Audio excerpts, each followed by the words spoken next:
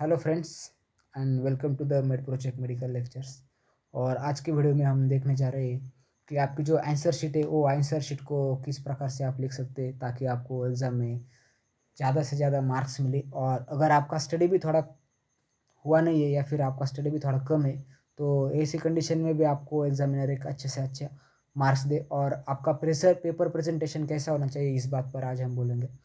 तो मैं कुछ आपको ट्रिक्स बताऊंगा या फिर कुछ बातें बताऊंगा जिसको आपको फॉलो करना है जब भी आप पेपर लिखने जाएंगे। तो ज़्यादातर जब भी फर्स्ट ईयर के या फिर फ्रेशर स्टूडेंट्स आते हैं तो उनको पता नहीं रहता कि एमएचएस के एग्ज़ाम कैसे लिखे जाते हैं, आप एग्ज़ाम कैसा लिखे। तो बहुत बार है ना, एग्ज़ाम का जब रिज़ल्ट आता है तो बच्चे कंप्लेंट करते हैं कि मैंने तो इतना लिखा था, इतना अच्छा अच्छा लिखा था, फिर भी मैं फेल हो गया या फिर ज़्यादा से ज़्यादा स्कोरिंग नहीं हो पाया। तो हम आज इसी समस्या पर बात करेंगे कि आप पेपर कैसा लिखें, और ताकि आपको अगर आप थोड़ा कम भी लिखते हैं तो कम लिखने पर भी आपको ज़्यादा से ज़्यादा मार्क आए और आप कॉलेज में रैंक हासिल कर सकें। तो सबसे पहले अवॉइड द कर्सिव राइटिंग।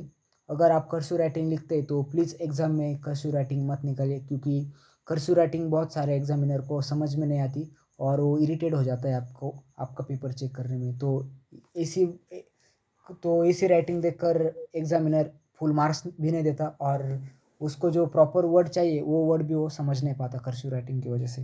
तो अवॉइड द कर्सिव राइटिंग। अगर आपकी कर्सिव राइटिंग है तो उसे आज ही सुधार लीजिए और एग्ज़ाम में कर्सिव राइटिंग मत निकालना। Then avoid the double colour pen, only blue और ब्लैक पेन और only blue ball pen is use. Avoid the double colour मतलब क्वेश्चन लिखने के लिए आपने ब्लैक कलर यूज़ किया, किसी हेडिंग डालने के लिए ब्लैक यूज़ किया और फिर आंसर ब्लू में लिखा या फिर सब पॉइंट ब्लू में लिखा। तो जैसा हम नोट्स निकालने में करते हैं, जैसे कि मैंने इस वीडियो में भी किया, देखो मैंने जो how to write the proper answer sheet for nursing three examination, मतलब ये जो मेरा हाईलाइट है उसे मैंने ब्लैक पेन से लिखा है और मेरा जो हेडिंग था उसे मैंने ब्लैक पेन से लिखा है और नीचे का ब्लू पेन से लिखा है। तो ऐसा आपको आपके थ्योरी एग्जाम में करना नहीं है, आपको सिर्फ एक ही कलर का, ज़्यादा से ज़्यादा हो सके तो ब्लू कलर का ही पेन यूज़ करें। Then avoid the any type of irrelevant writing, symbols or marks in the answer sheet. मतलब आंसर शीट में आपके आंसर के वजह किसी भी तरह के मार्क्स या फिर सिंबल या फिर कोई भी इररिलेवेंट राइटिंग मत लिखना। Then give proper headings, examples are section, question numbers and sub question numbers. मतलब जब भी आप नया सेक्शन स्टार्ट करें या फिर नया क्वेश्चन स्टार्ट करें तो उसके हेडिंग्स प्रॉपर होने चाहिए, यानी कि वो एग्जामिनर को हाईलाइट होने चाहिए क्योंकि वो समझ सके। नहीं तो बहुत बार क्या होता है, आप एक क्वेश्चन एंड करते और उसके नीचे ही दूसरा क्वेश्चन स्टार्ट करते तो एग्जामिनर को समझ नहीं आता कि फर्स्ट क्वेश्चन किधर खत्म हुआ है और नेक्स्ट किधर स्टार्ट हुआ है, तो वो कंटेंट को समझ नहीं पाता और आपको प्रॉपर मार्क्स देता नहीं। देन क्वेश्चन नंबर और सब क्वेश्चन नंबर्स को भी आपको ऐसा ही डालना है। नहीं तो क्वेश्चन नंबर 1 में ए बी सी डी आप एक के नीचे एक लिखते जाते हो और ए बी सी डी का पूरा मिक्सअप कर देते हो, तो इस कंडीशन में भी एग्जामिनर आपको प्रॉपर मार्क्स नहीं दे पाता। Then take the new question on the new page. मतलब आपको क्या करना है, अगर आपका फर्स्ट क्वेश्चन एंड होता है तो आपको उस एंडिंग को किधर लाना है, जब भी जिस आपका पेपर का एंडिंग है या फिर पेपर की जो लास्ट लास्ट की 5-6 लाइन से आपको हमेशा एक याद रखना है, जब भी आप आपका आंसर ख़त्म करें तो इस तरह से आंसर लिखना कि वो आंसर आपकी पेपर के निचले साइड में ही ख़त्म होना जाना चाहिए। अगर नीचे की 2-3 लाइन छूट भी जाए तो भी चल सकता है, पर नीचे की जो 10 लाइन्स है उस 10 लाइन्स में आपका जो क्वेश्चन है वो ख़त्म होना चाहिए ताकि आप नया क्वेश्चन नए पेज पर ले सकें। और इसका बेनिफिट क्या है, जब भी आप नया क्वेश्चन नए पेज पर लेते हैं तो ऊपर की जो दो लाइन्स रहती है उसके ऊपर का जो स्पेस रहता है, खाली स्पेस, उस स्पेस में आप आपका नए क्वेश्चन का नंबर डाल सकते हैं और उसे इस तरह से बॉक्स भी कर सकते हैं। देखिए इस तरह से अगर आप बॉक्स करते हैं तो आपका क्वेश्चन हाईलाइट भी हो जाता है।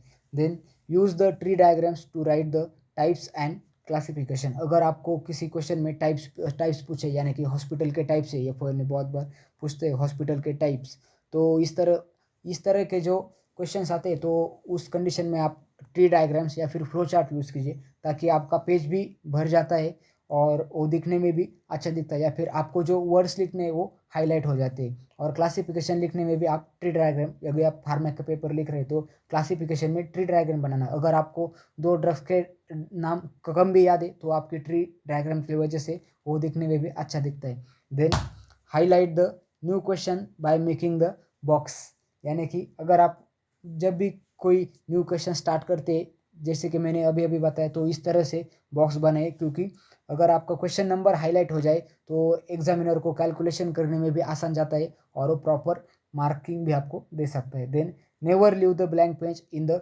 आंसर शीट, मगर यानी कि आपको 42 पेजेस का एग्जाम का पेपर रहता है। अगर आपने फर्स्ट 20 पेजेस लिखे और आपको जो आपका लास्ट क्वेश्चन है 20 पेज पर का जो क्वेश्चन है उससे आगे का अभी आपको आता नहीं, तो आपने 21 नंबर का पेज ब्लैंक छोड़ दिया और फिर 22 से अगला सेक्शन स्टार्ट किया।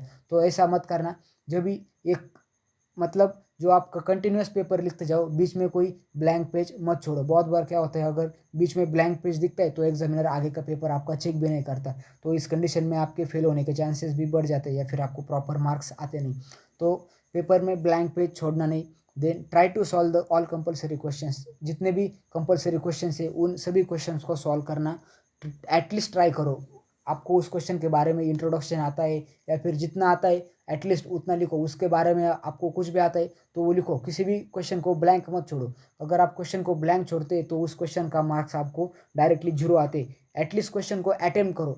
जब अगर आप क्वेश्चन अटेम्प्ट भी करते तो उसको 1-2 मार्क आपके आपने जैसा लिखा है उसके हिसाब से एग्जामिनर 1-2 मार्क्स तो देना ही पड़ता है अगर आपने क्वेश्चन अटेम्प्ट किया तो किसी भी क्वेश्चन को ब्लैंक मत छोड़ता, चाहे वो आता हो या फिर ना आता हो। ना आता हो तो तुक्का मार के कुछ भी लिख दो, पर क्वेश्चन को अटेम्प्ट करो। Then underline the main headings by the double lining etcetera. Example sorry, अगर आपको कुछ अंडरलाइन करना है तो मतलब आपकी कैसा है, एग्जामिनर में जब क्वेश्चन लिखते हैं तो कुछ सब हेडिंग्स रहती है या फिर कुछ मेन हेडिंग्स रहती है। जब आप मेन हेडिंग्स लिखो तो उसके नीचे डबल अंडरलाइन करो, और जब आप सब हेडिंग लिखो तो उसके नीचे सिंगल अंडरलाइन करो।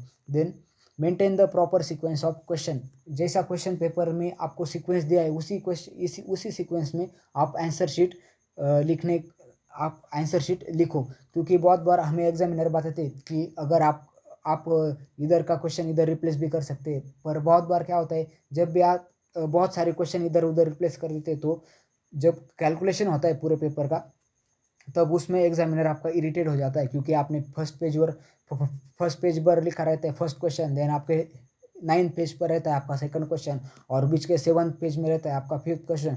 तो ऐसा मत करो। अगर आपने फर्स्ट सेक्शन स्टार्ट किया तो पहले शॉर्ट आंसर छोड़ो या फिर पहले शॉर्ट आंसर लिखो, एंड देन आप लिख सकते हो आपके लॉन्ग आंसर्स। तो जैसा सीक्वेंस आपकी क्वेश्चन पेपर में आया है उसी सीक्वेंस से आप पेपर लिखें, ताकि जब भी आपका एग्जामिनर उसे चेक करे तो वो इरिटेट ना हो पाए। Then avoid the paragraph writing. ये बहुत सारे बच्चे करते हैं, क्या करते, आंसर आता है तो सीधा एक ऐसे टाइप या फिर पैराग्राफ टाइप लिखते जाते। तो ऐसा आपको करना नहीं, इसीलिए मैंने इधर बनाया है ये डूज एंड डोंट्स। मतलब आपको कैसा करना है इसके लिए मैंने एक बहुत ही सिंपल सा एग्जांपल दिया है। Origin of the deltoid muscle. Does यानी कि क्या, आपको ऐसा करना है, ये जैसा पॉइंट वाइज लिखा है क्या, एंटीरियर फाइबर्स, मिडल फाइबर्स और पोस्टीरियर फाइबर्स। जब आप पॉइंट वाइज लिखते हैं तो एग्जामिनर क्या देखता है, origin of the deltoid muscle, उसके नीचे आपने डबल अंडरलाइन किए, यानी कि आपका क्या है, मेन हेडिंग है। अगर इसको आपने डबल अंडरलाइन किया, ये एग्जामिनर को हाईलाइट हो गया। देन आपने अंडरलाइन किसको किया है, एंटीरियर फाइबर्स को, मिडल फाइबर्स को एंड पोस्टीरियर फाइबर्स को। यानी कि एग्जामिनर को पता चलता है कि जो 3 फाइबर से, मतलब जो 3 ओरिजिन से डेल्टॉइड मसल के, वो आपके वो बच्चे को आते। अगर आपने नीचे में अगर आप उसके अंडर जो लिखते हैं या इधर क्या है, originate from the 1/3 of the lateral part of the clavicle, अगर आपको ये कुछ गलती से आप दूसरा भी लिख लेते हो तो बहुत बार एग्जामिनर का ध्यान इधर नहीं जाता। एग्जामिनर क्या करता है, सिर्फ मेन पॉइंट देखता है, यानी कि origin of the deltoid muscle, anterior fibres, middle fibres and posterior fibres. यानी कि एग्जामिनर को पता है कि आपको तीनों भी फाइबर्स पता है और आपने उसके अंडर जो भी लिखा है वो राइट ही होगा। अगर ऑपोजिट में आओ, डोंट्स, यानी कि अगर आप इस आप पैराग्राफ टाइप लिखते हो, origin of the deltoid muscle, उसमें आपने क्या लिखा, anterior fibres are originated from the lateral part of the clavicle, then middle fibres. एक ऐसा एक पैराग्राफ टाइप है, इसमें एग्जामिनर को बहुत सारा पढ़ना पड़ता है और आपके जो मेन वर्ड्स है क्या, anterior fibres, middle fibres, posterior fibres, वो इस ऐसे टाइप में फाइंड नहीं कर पाता। तो बेहतर ये है कि आप इस टाइप से पॉइंट वाइज पेपर लिखो, जो दिखने में भी अच्छा दिखता है, और आपका प्रेजेंटेशन भी, जब आप पॉइंट वाइज लिखते हो तो आपका प्रेजेंटेशन भी अच्छा रहता है। तो ये बहुत ही इंपॉर्टेंट पॉइंट है, अवॉइड द पैराग्राफ राइटिंग। जब भी आप पैराग्राफ राइटिंग लिखते हो तो एग्जामिनर आपको फुल मार्क्स कभी भी नहीं देगा। देन गिव द गिव और right the examples whenever necessary. जिधर भी आपको साइकोलॉजी का पेपर में आप एग्जाम्पल लिख सकते हो अगर आपको प्रॉपर आंसर्स नहीं आते। सोशियोलॉजी में भी आप लिख सकते हो। अगर आप एग्जाम्पल दो तो एग्जामिनर को समझ में आता है, यानी कि अगर आपने एग्जाम्पल लिखा है तो एग्जामिनर क्या कंसिडर करता है, इसके पीछे की जो एक्चुअल प्रोसेस है या फिर एक्चुअल थ्योरी वो आपको अंडरस्टैंड है। Then write the nursing role और role of nurse whenever necessary. अगर आप कुछ लिख सकते हो या फिर कुछ डिसीज कंडीशन का जैसा आता है तो उस पर्टिकुलर डिसीज कंडीशन में, या फिर अगर उस डिसीज में कोई प्रॉपर या फिर कोई कुछ पर्टिकुलर केयर है तो उस केयर में हमारा क्या रोल रहता है ये भी आप लिख सकते हो। अगर आपको किसी, जैसे कि मैंने ऊपर बताया, अगर आपको किसी क्वेश्चन का आंसर आता नहीं तो इस क्वेश्चन में इस उस टाइप के क्वेश्चन में आप रोल ऑफ नर्स लिख कर आना, यानी कि आपको जब अगर आपका पेपर 35 या 36 पर अटक जाता है तो रोल ऑफ नर्स को आपको एक या दो मार्क्स देकर आप पास हो जाते हो। Then avoid the mixing of question, यानी कि इधर का सेक्शन 2 का क्वेश्चन सेक्शन ए में आ गया, सेक्शन ए का क्वेश्चन सेक्शन बी में गया, ऐसा मत करना। Then avoid the mixing of sections का भी इधर उधर मिक्सिंग मत करना। अगर आपने पहले ए सेक्शन को स्टार्ट किया तो उसी को सॉल्व करो, अगर आपने बी को स्टार्ट किया तो उसी को सॉल्व करो पहले। Then draw the diagrams whenever necessary. अगर आपके एग्जाम में किधर डायग्राम नेसेसरी, एनाटॉमी का या फिर फिजियोलॉजी का पेपर है तो आपको कंपलसरी डायग्राम्स निकालने पड़ते। तो इस कंडीशन में आप डायग्राम्स कैसे कैसे निकालेंगे, उसको प्रॉपर लेबलिंग करेंगे, proper labelling of the diagrams निकालिए तो उसे एटलीस्ट 6 to 7 आप लेबल करो या फिर नाम दो। Then draw the box for diagrams and write the name of the diagram below. जब भी आप किसी तरह का डायग्राम निकालते हो, जैसे कि मैंने इधर एज अ एग्जांपल दिखाया आपको, ये आपका डायग्राम है और साइड में मैंने एक बॉक्स बनाया है और इधर लिखा है फिगर XYZ। इसी तरह से आपको एग्जाम में करना है। अगर आपको इधर डेल्टोइड मसल है या फिर बाइसेप मसल है, उसका अगर आप इधर डायग्राम निकालते हो तो उस डायग्राम को एक बॉक्स निकालना, वो भी आप पेंसिल से ही करना, पेन का यूज़ मत करना डायग्राम के लिए। और उसके नीचे फिगर डॉट या फिर फिगर करके आपने कौन सी फिगर निकाली है उसका आप नाम डाल दें। देन प्रॉपर टाइम मैनेजमेंट, ये तो आप सभी के लिए बहुत ही इंपॉर्टेंट है, क्योंकि बहुत बार कैसा होता है हम जब भी पेपर लिखना स्टार्ट कर देते हैं तो बहुत सारा लिखते हैं और फिर लास्ट में हमको टाइम मैनेजमेंट नहीं होता, या फिर कुछ कुछ क्वेश्चन के आंसर आते हैं फिर ऊपर क्या होता है हमें टाइम मैनेजमेंट नहीं होता, इसके लिए वो क्वेश्चंस छूट जाते हैं। तो प्रॉपर टाइम मैनेजमेंट करो आपके हिसाब से। Then use the tree diagrams and flow chart, इस तरह से आप ट्री डायग्राम और फ्लो चार्ट यूज़ कर सकते हैं। तो these are the simples and very important tricks for your MUHS का एग्ज़ाम्स के लिए। तो आप इस ट्रिक्स को फॉलो करो और इसी टाइप से अगर आप आपका एग्ज़ाम देते हो या फिर पेपर लिखते हो तो आप अच्छे से अच्छे मार्क्स अचीव कर पाओगे। अगर आप ये वीडियो अब अगर आपको ये वीडियो अच्छी लगती है तो आपके फ्रेंड्स के साथ शेयर करो, ताकि वो भी इसको यूटिलाइज़ कर सके और अपने एग्ज़ाम में अच्छे मार्क्स ला सके। अगर आपको ये वीडियो अच्छी लगती है तो मेरे चैनल को भी सब्सक्राइब कर देना और इस वीडियो को लाइक कर देना। Thank you friends.